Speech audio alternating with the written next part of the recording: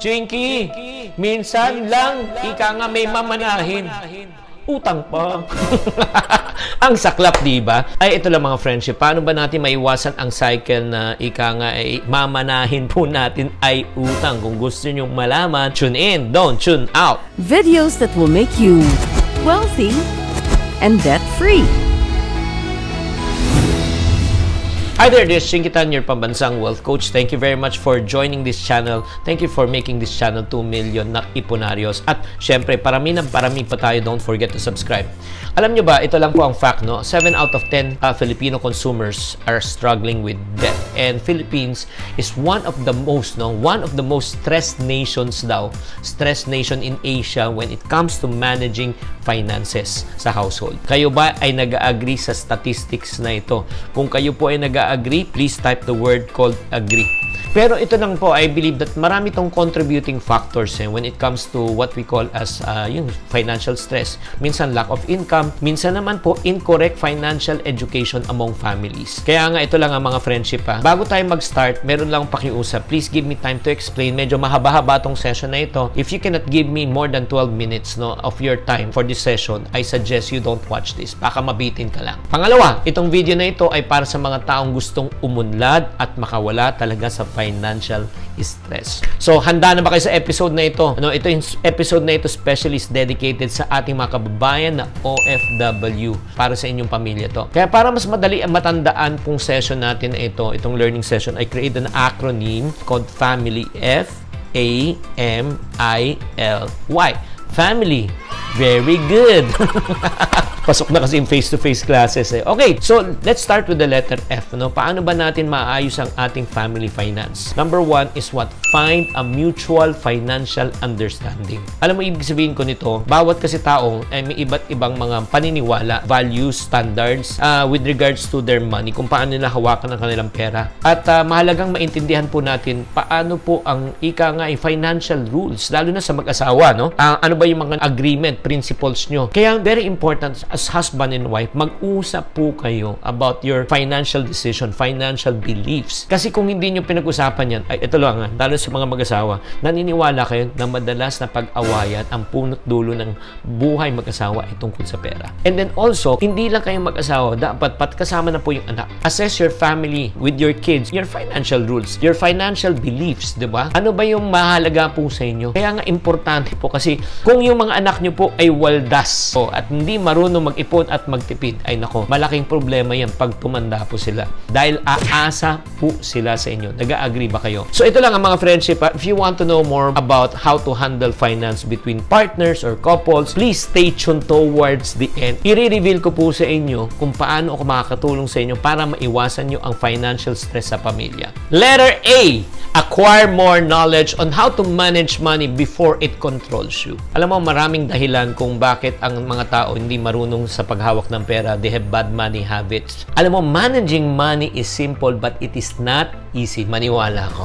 It takes a lot of what? Discipline, patience, no? Para ika nga i-manage ang ating pera. Pero ito na, good news. Managing your money can put you in a better position. Bakit po? Kung marunong kayo humawak ng pera, mas madali magkaroon tayo din ng tawag ng mga financial goals, yung mga pangarap nyo, yung mga bahay, sasakyan. Kaya nga kung gusto nyo madagdagan ang inyong understanding, no? May mga free resources naman po ako right now. Like for example, sa YouTube channel na ito, or if not naman, ito yung good news. Meron akong free webinar na pwede ko ibigay sa inyo. Bisitahin nyo na lang po itong chinkfree.com. Ulitin ko, chinkfree.com after this broadcast. Nasa letter M na tayo ng family. Letter M na tayo. So, M, make financial goals and family goals. Alam mo, ang first step talaga in setting and fulfilling your financial goals in life is really having the power of agreement and unity. Alam mo, ako naniniwala, a family that ipons together, yayaman together. Di ba? Ano bang gusto nyo talaga sa buhay? That's number 1. Number 2, ano bang priority nyo sa buhay? That's number 2. Number 3, yung sinesave nyo, yung behavior nyo ba, yung paggagastos nyo ba sa pera sa inyong araw-araw, tugma ba sa priority mo? Halimbawa, sinabi mo, gusto mo makabayad na sa utang kasi ayaw mo ng financial stress. Tuwing ikaw ba'y nagkakaroon ng pera, napupunta ba sa pagbabayad ng utang o napupunta sa add to cart?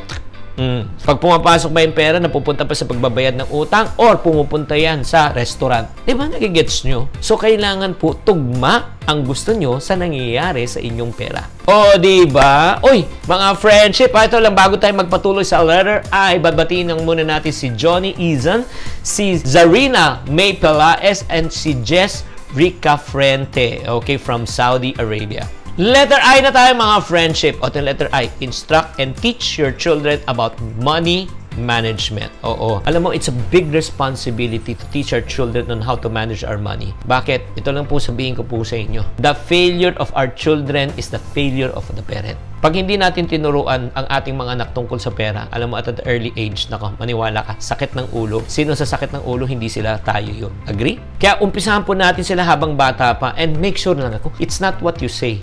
It's how we live. Because values are not taught, but they are caught. Kung ano nakikita na, yan ang susundin nila. Kung gusto mo sila magtipid, magtipid ka. Eh kung waldas ka, waldas din sila. Tama? Pero meron mang nagsasabi sa Chinky, gusto ko talagang turuan ang aking mga anak, pero wala rin naman nagturo sa akin. Ako, kung gusto nyo malaman, I want to reveal to you kung ano ang diskarte ko sa mga kids. So stay tuned towards the end para sabihin ko sa inyo kung ano ang dapat nyong gawin. Let's go to letter L na. Letter L na po tayo. Ito letter L. L, learn and create a family budget. Importante po yan. Ang family budget po is a plan that you need to really budget your money. Ang kagandahan po dito, pag may budget kayo, hindi kayo mag-overspend. At syempre, tutulungan tayo kung paano tayo magdesisyon. Kung ano lang ang pangangailangan, hindi lang yung kagustuhan. At makakatulong to para makita natin kung saan po talaga napupunta ang pera po natin. Hindi tayo nagtatanong every year saan ba napunta ang kita ko. At the same time, pag may budget kayo, number one, may iwasan yung utang. O pangalawa, kung may utang kayo, mababayaran yung utang. At the same time, hindi kayo may stress dahil napabayaran nyo ang lahat na kailangan nyong bayaran. Chinky, maganda lang sabihin yan, sa totoo lang, gusto ko mag-budget pero wala akong pang-budget. Kung wala akong pang-budget, naku, may maganda akong balita sa'yo towards the end kung paano ka magbabudget ng maayos sa family. Let's go to letter Y. Ito yung pinakahuli. Yes! Ano yung ibig sabihin ng yes? Oo. Yes to early preparation for the future.